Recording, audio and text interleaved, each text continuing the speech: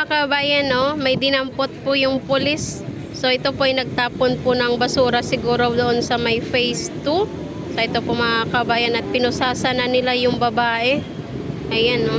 Dadalhin na po siguro nila ito sa presyento, no. Ayan. Huling-huli sa akto. Itong babae na ito. Yan mga kabayan. Tingnan nyo po yung babae na maganda. Sexy. Ayan. Siguro po ay pumasok po doon sa may Dolomite. Ito po ay magsusoft opening po kasi ang ating Dolomite White Sand. Kaya yan, ang dami pong tao na nandito po nag-aabang po sa ating Remedios. Ayan mga kabayan, ang ating mga update dito sa Manila Bay.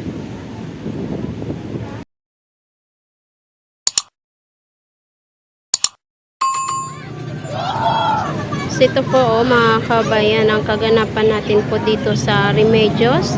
At ang dami po talagang batang nagsipagpuntahan, bit-bit po ng kanilang mga magulang. Ayan, parang kala mo nag-playground na itong ating Manila Bay. Ayan, salamat po kay Tatay Digong, no?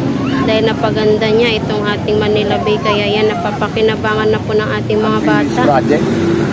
Ano dyan din, masasabi mo? Ikaw mag-comment.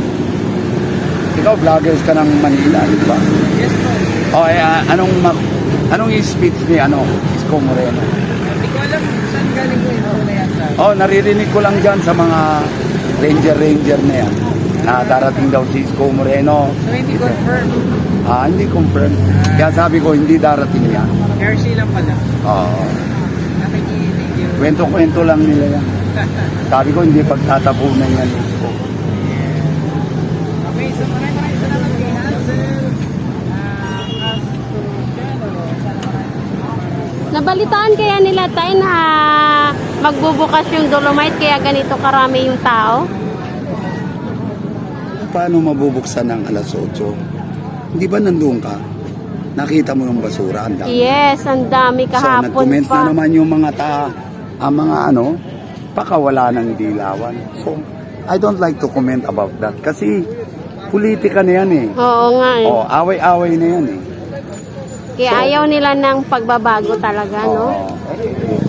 Kung ginawa man yan ng dilawan, gusto nilang ilaglag si Duterte. Oo. Ganun lang yun.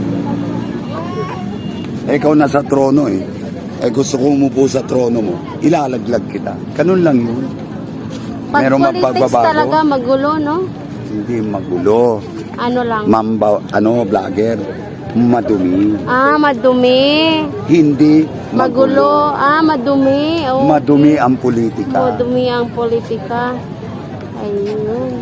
Huwag kang magkakamali, mahal kong vlogger. Lahat ng kabulukan mo, ibubulgar ko. Yan ang politika. Ano ba katulad ng Emilio Aguinaldo, Andres Bonifacio? Pinapatay si Andres Bonifacio para siya manatili. Si Emilio Aguinaldo, matalino. Si Andres Bonifacio, basa-basa lang, walang talino. Tinalo ka ng matalino. Siya naging presidente ng Pilipinas. Yun lang yun.